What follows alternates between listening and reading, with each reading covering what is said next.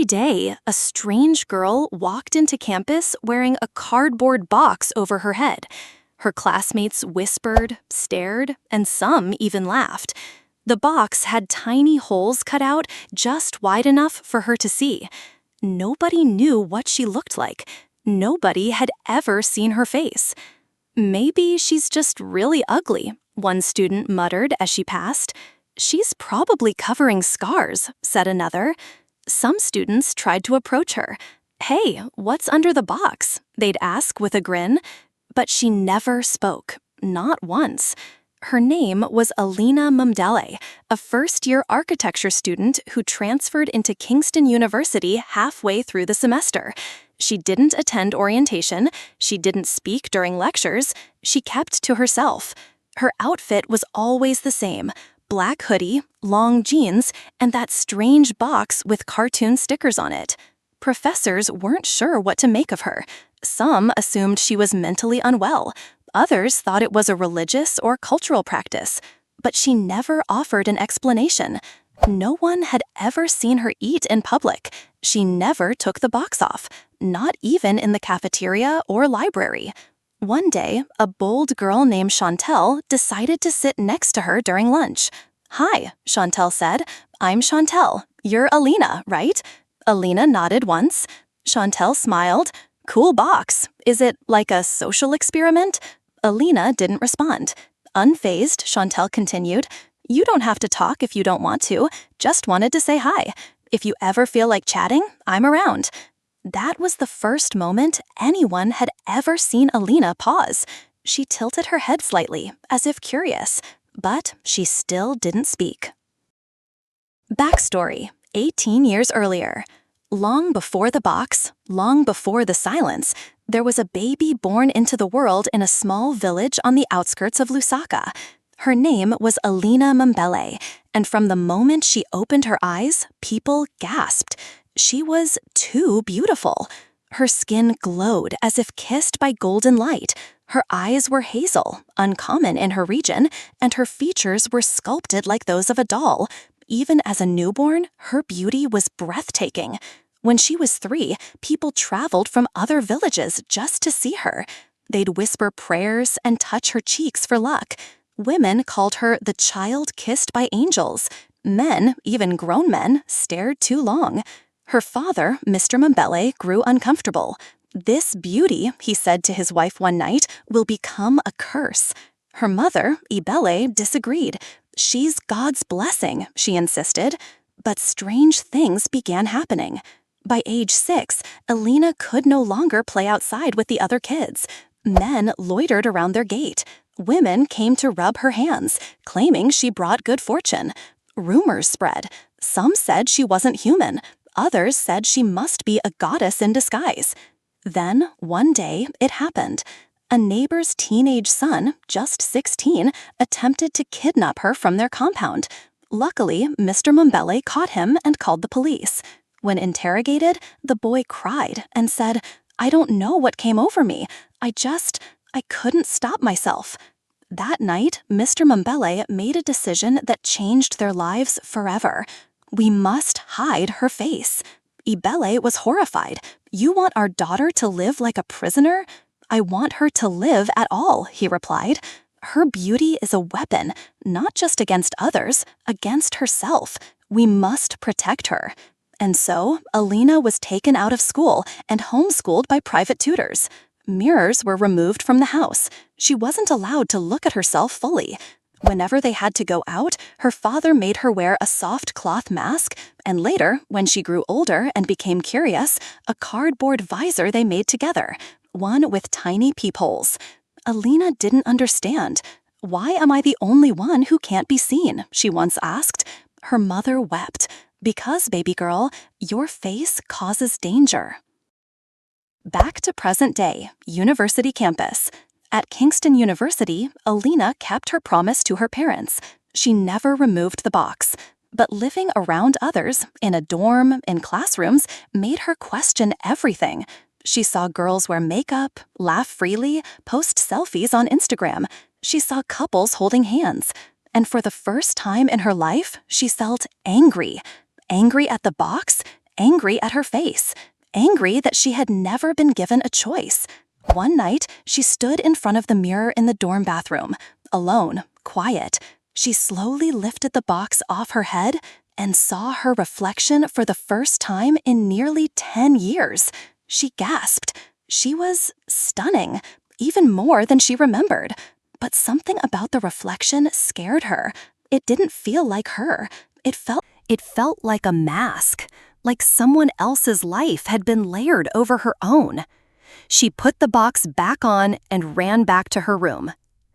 The next day, students gathered around a new transfer, a tall, handsome guy named Kane who had just joined the literature department.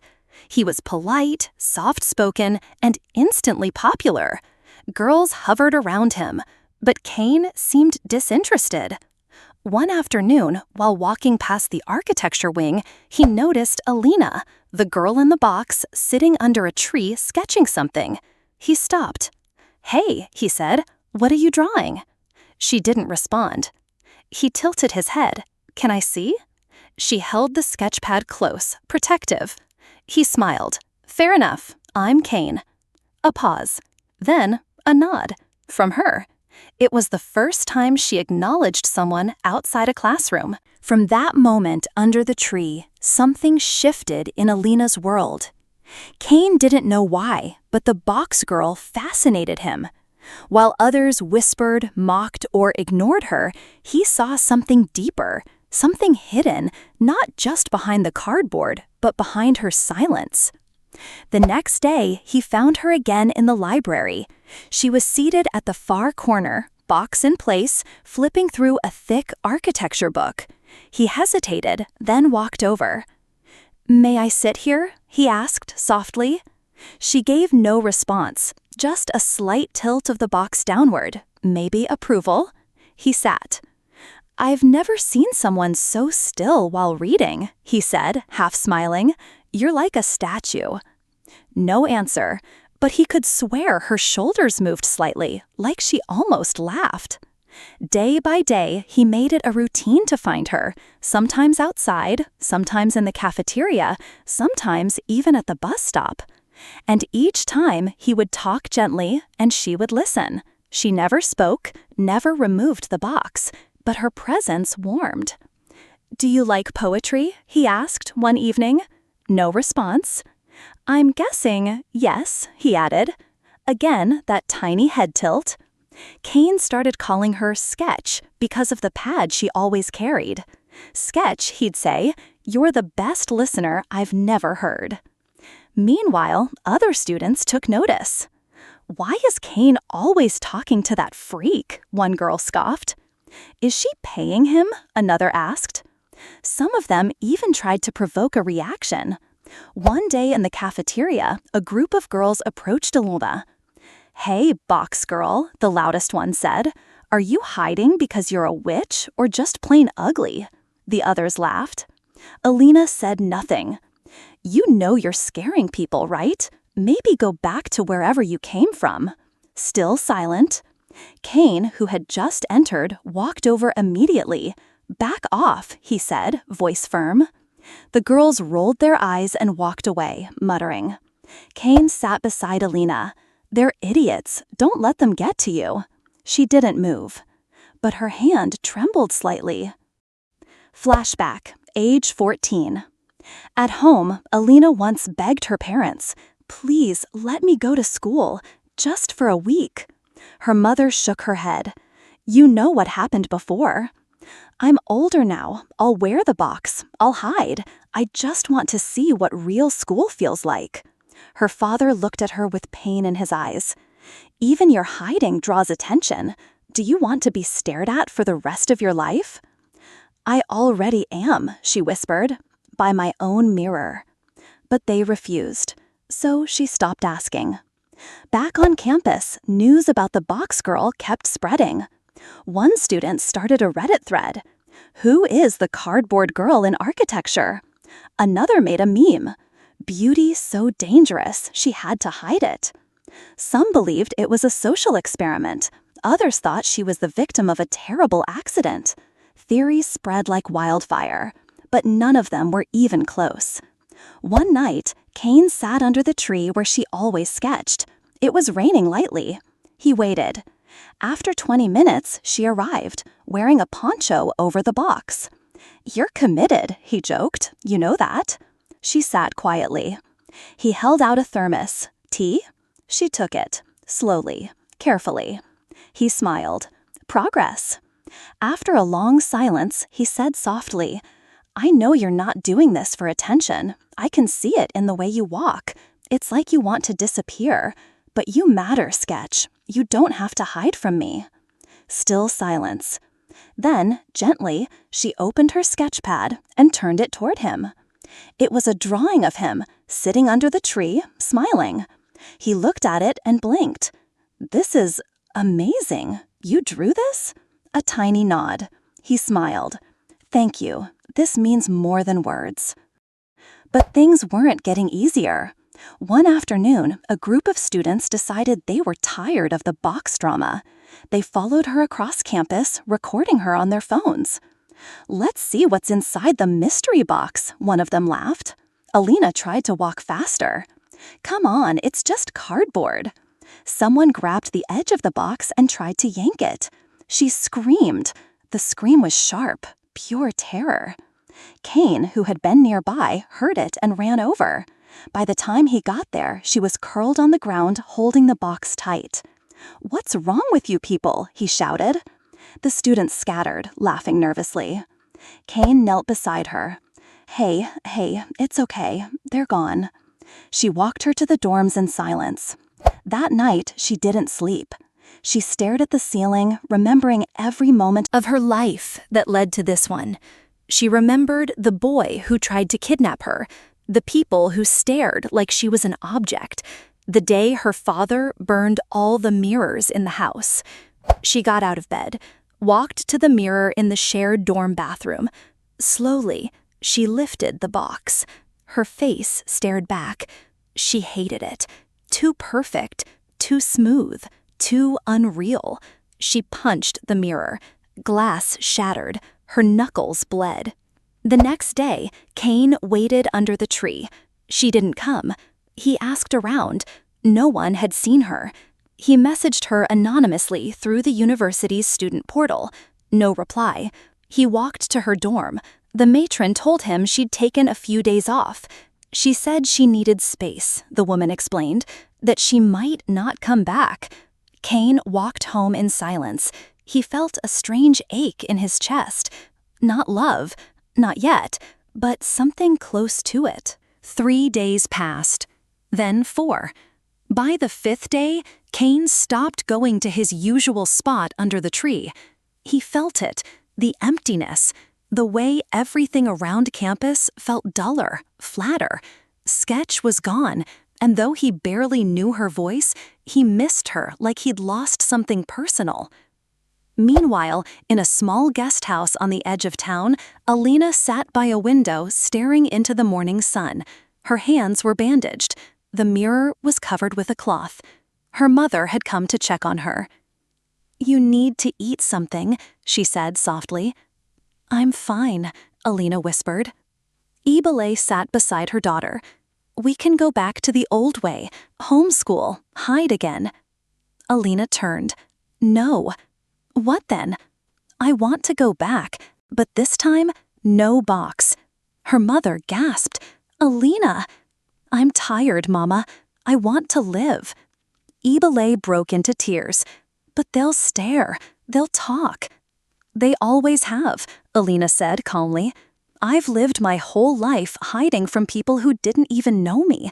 I'd rather be seen and hated than never seen at all." Her mother didn't respond, but she didn't argue either. That night, Alina packed her sketch pad, a hoodie, and her phone. She didn't pack the box. The next morning, she returned to campus.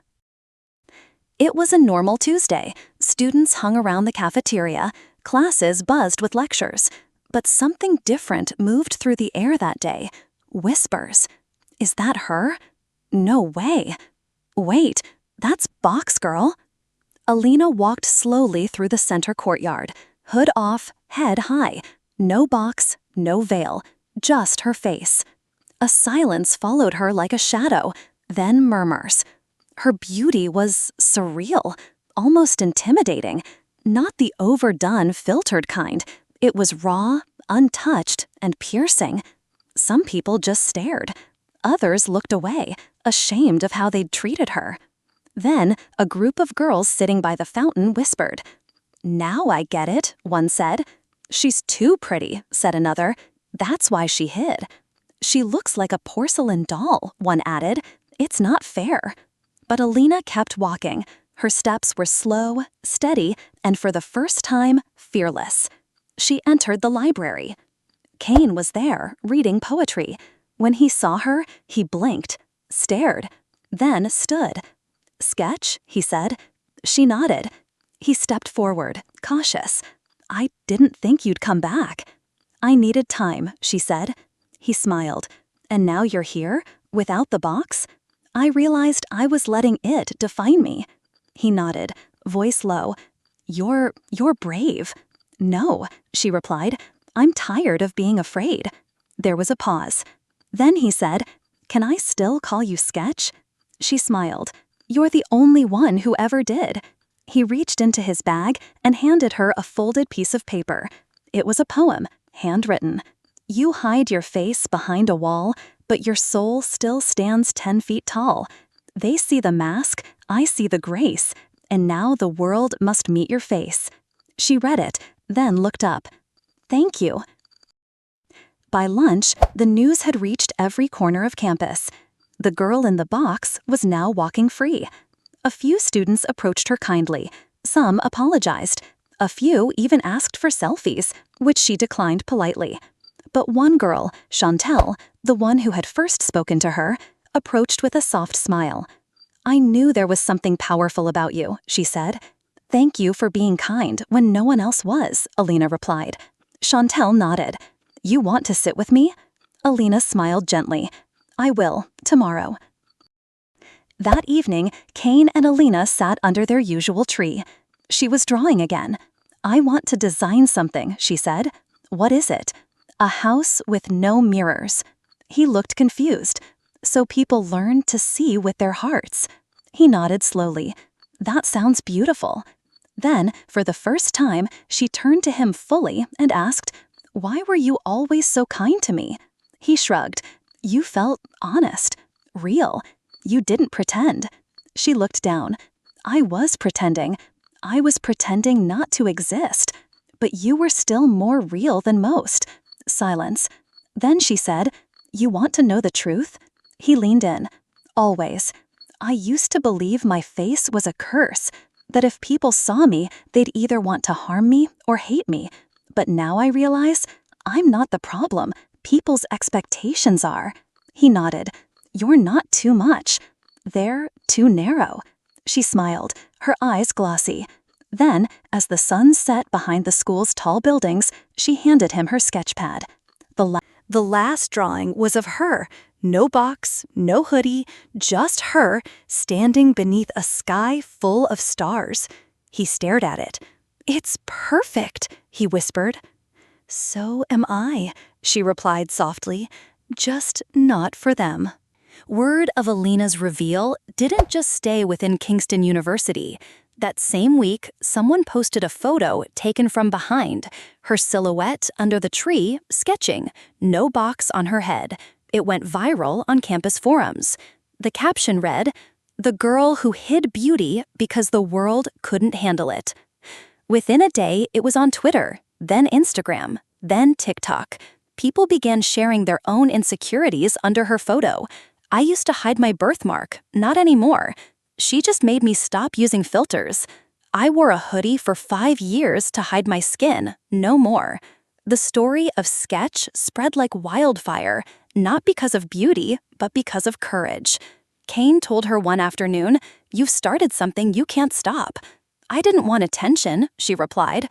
"But now that it's here," he said, "use it." At first, she was hesitant, but when students started emailing her, quietly thanking her for showing them how to live with shame, she began writing back. She told them, "We are not our appearance, but neither should we be afraid of it." The school invited her to speak at the student art exhibition. Alina didn't want to go. Kane said, "You've already shown your face. Now show your voice." She thought about it, then said, "Okay."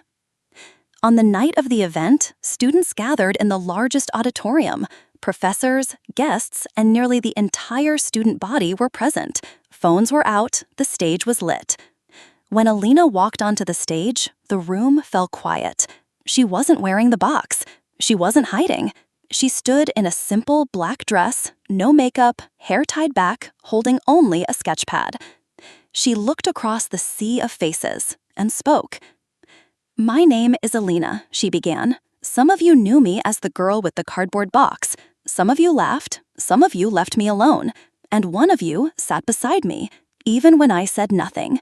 She glanced at Kane in the front row. He smiled. "I was born with a face people called dangerous, too perfect, too unnatural. People said I was cursed, or magic, or evil. My parents did what they had to do to protect me, but that protection became my prison." The room was completely still. "I wore a box, not to hide my ugliness, but to survive my beauty. And in doing that, I learned what true ugliness is. It's how people treat what they don't understand." She opened her sketch pad and held it up. It was filled with drawings, students, buildings, trees, and finally, a drawing of herself, box in hand, standing tall.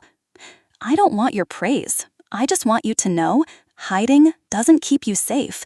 It only keeps you small." Applause began, slow, respectful, and then rising like a wave. Alina stepped back, bowed slightly, and walked off stage. After the event, students lined up to meet her, not for selfies, just to say thank you. One girl whispered, "I've been wearing makeup to hide my burn scar for 3 years, not anymore." A boy said, "I get bullied for my voice. You've made me want to speak anyway." Even professors expressed awe. But the biggest moment came when Chantel found her outside.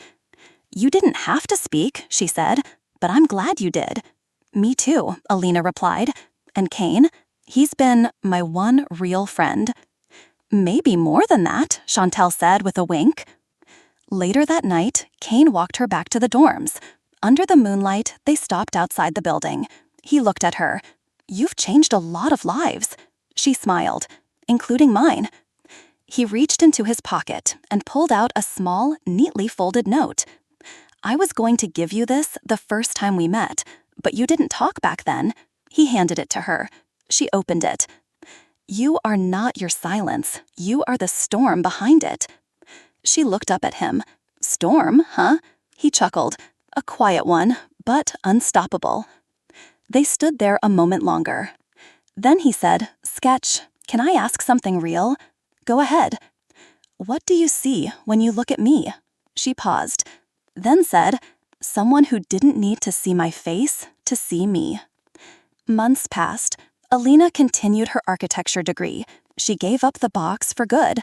She designed a building for her final project titled Reflections, a home with no mirrors, only natural light and shadow, meant to remind people of their essence. She was featured in a campus magazine.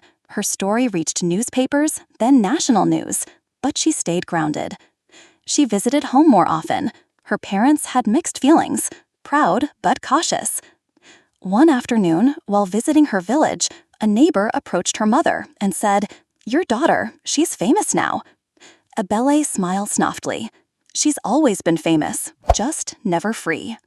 Final scene, graduation day. Students tossed their hats into the sky. Alina stood at the edge of the crowd, sketch pad in hand. Kane walked up behind her. "No box," he joked.